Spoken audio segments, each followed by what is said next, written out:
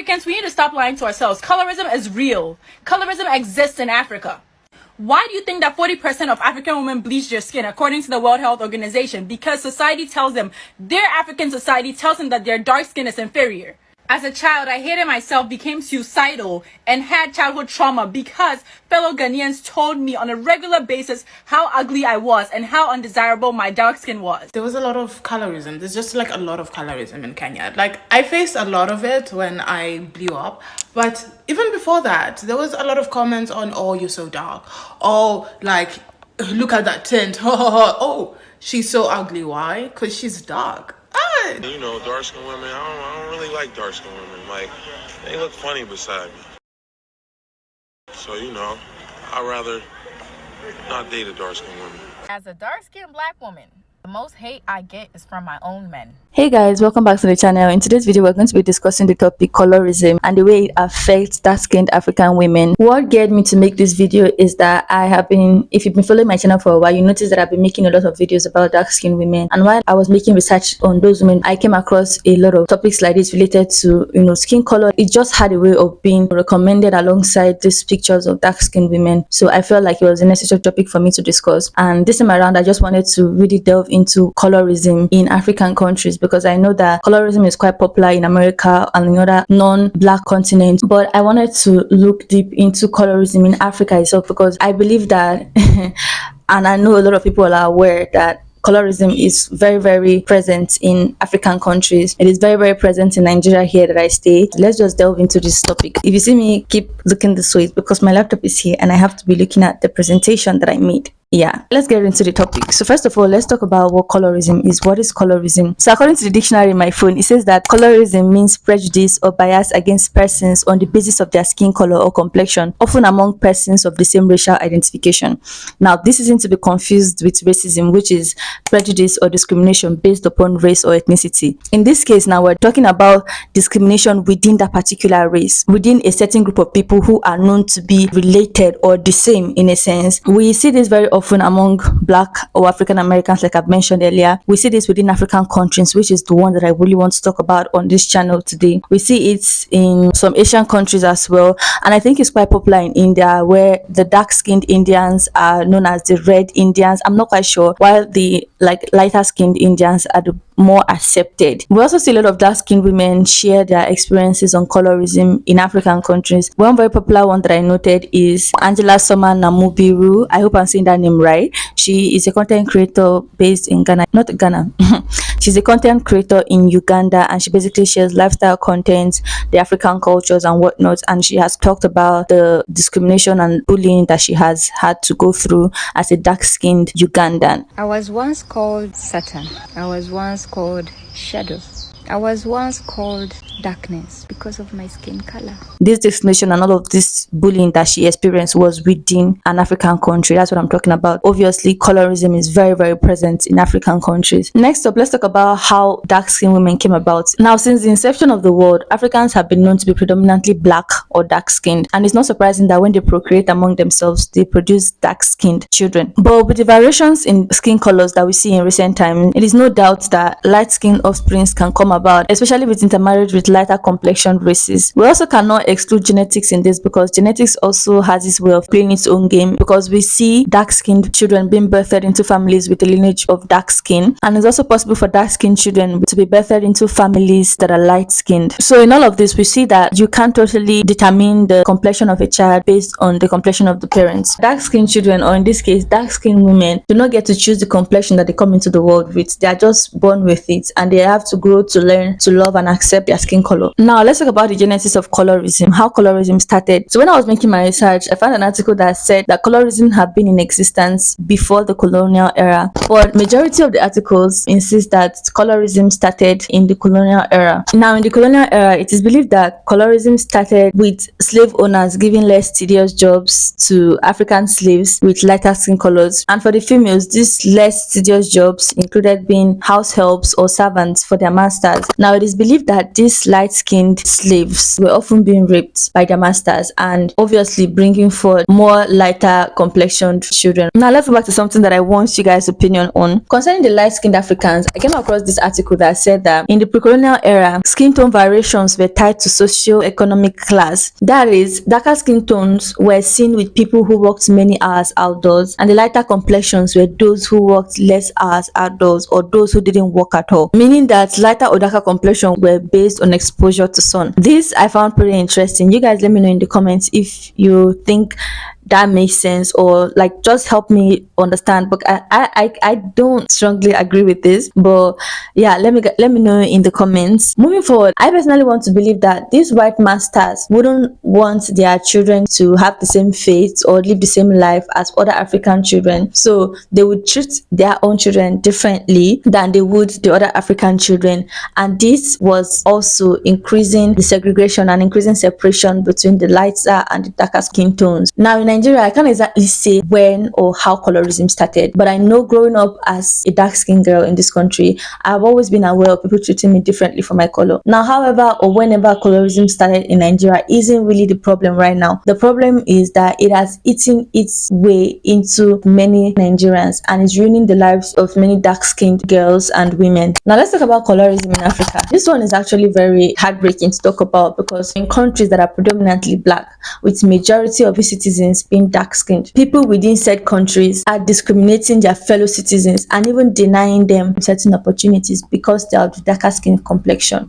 With the increased variations in skin colors contributed by colonialism, Africa is now a continent with mixed races, but the majority are still pure Africans. However, regardless of this, Africa is still home for all, and whether mixed race or not, every African should be able to feel at home and relaxed in their countries. They should be able to be 100% themselves on African soil. But such we have seen is not the case, as dark-skinned Africans tend to feel unwanted in their own home. We see African men, black men, dark-skinned men discriminate dark-skinned women, rudely and nonchalantly expressing their dislike for dark-skinned women, as if these women had any choice in the complexion that they came into this world in. So let's say you date a light-skinned girl because it's your type. What happens when you marry this woman and she gives you a child and it's a girl and the girl comes out looking like you? How will you instill confidence in this dark-skinned girl? This crazy thought that it's somehow okay for the men to be dark-skinned but it's not okay for women to be dark-skinned is literally one of the worst things that I've ever heard, and it's just crazy to think that some people reason in this kind of way. All of these negative comments and stereotypes where it concerns the dark skin make many dark-skinned women feel inferior and unattractive in their complexion, and it pushes a lot of them to bleach their complexion just so that they can fit in and be accepted. Now, this dislike for dark-skinned women unfortunately isn't controlled where it concerns the younger generation, because we see dark-skinned little girls being bullied for being dark-skinned. Ugly, charcoal, gorilla were a few of the things I was called growing up as a dark-skinned girl in Nigeria. All of this has a funny way of shaping the minds of little girls where it concerns beauty and the way they see themselves. They tend to grow up with this misconstrued idea that they are not beautiful, and it affects the way they carry themselves, the way they express themselves. They grow up feeling undeserving of certain good things because they don't believe that they can or should have them. I was running around for my mom one time in 2023 and I came across,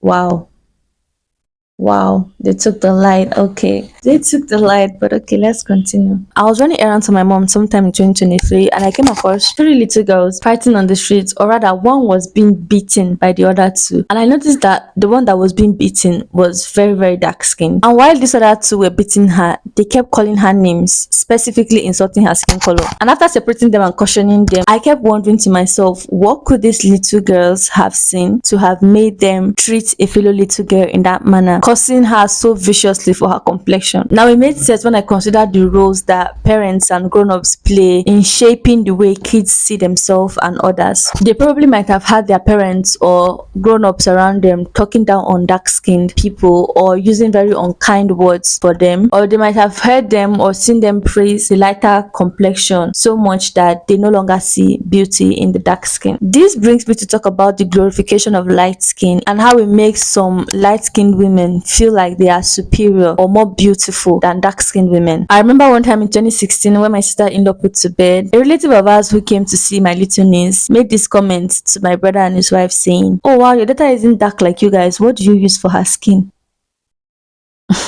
Okay, a few weeks back also, I was watching this creator that I follow here on YouTube, Nello Keke, and she was talking about a comment that a friend of hers made when she gave birth to her daughter. So basically, this friend of hers was like, thank God your daughter isn't that cool.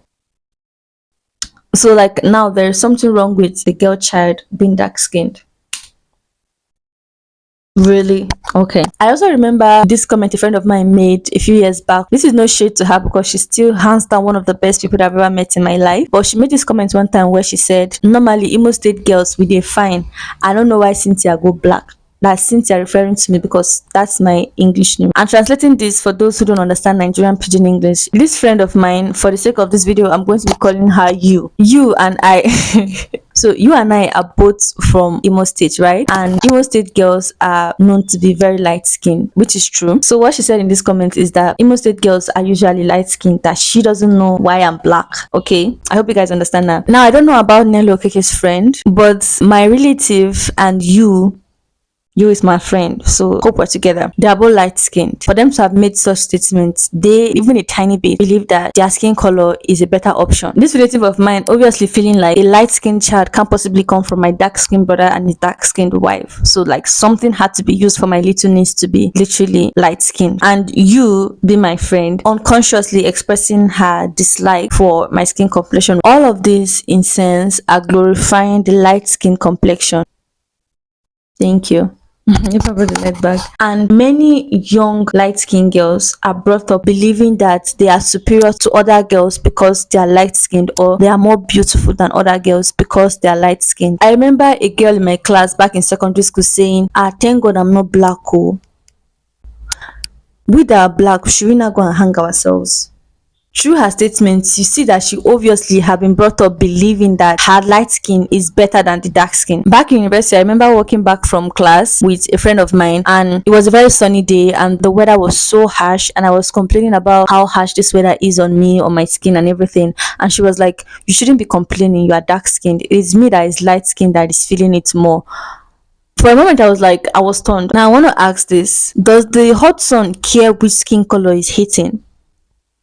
Or when they made sunscreen, did they say it's only for light-skinned people? I mean, if that was the case, that would be really nice, because like you guys can keep spending your money on sunscreen. I'm just gonna be relaxed and flexing my money on other things. These are just a few examples of how the light skin has become so glorified in Africa. Light skin girls being treated better than the dark skin girls. Oh my god, I just remembered something. I remember one time we were having an event back in school. Canopies was set for students to be under the canopies, right? But like students were more, and like there were some students that had to be under the sun. A girl and her friend were under the sun. They were outside the canopy because they didn't get space under the canopy. And then the lecturer passed by and was like, yellow purple, no, you're not supposed to be under the sun. Bring your chair, come and sit under the shade.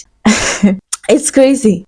I mean, there were two girls under the sun, so like the dark skinned girl, sun can continue hitting her. Who cares? Like, let the light skinned girl protect herself. These are the kind of things that we see within African countries that have in a way shaped the way that many dark skinned ladies see themselves, and it makes them feel like they are not worthy, they are not beautiful, they are not accepted because of the preferential treatment that they see people give lighter skinned ladies. This glorification and preference for light skin has pushed a lot of dark skinned ladies to bleach their skin and turn themselves into something unrecognizable, to the point that their skin start looking like roasted plantain.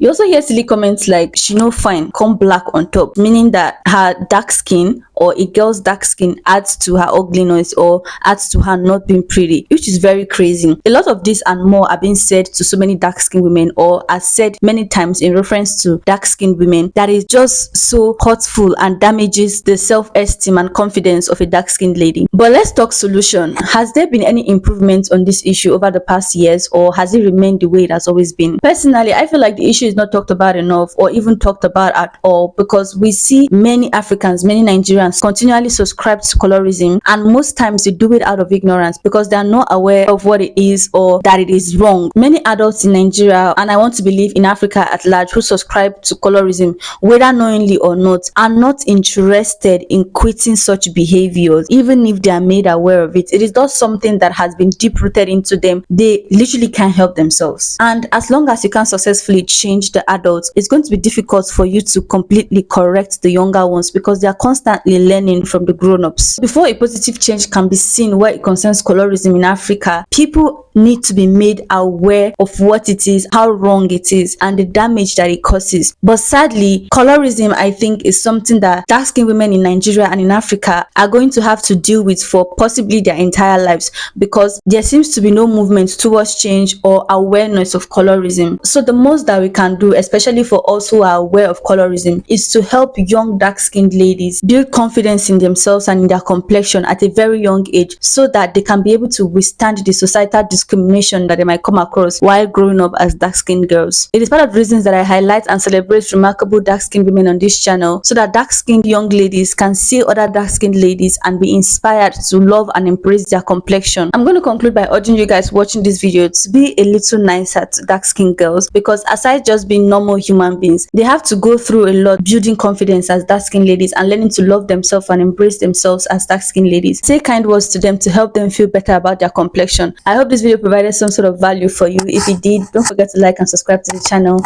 Also turn on your post notifications as well. I'll see you guys in my next video. Bye.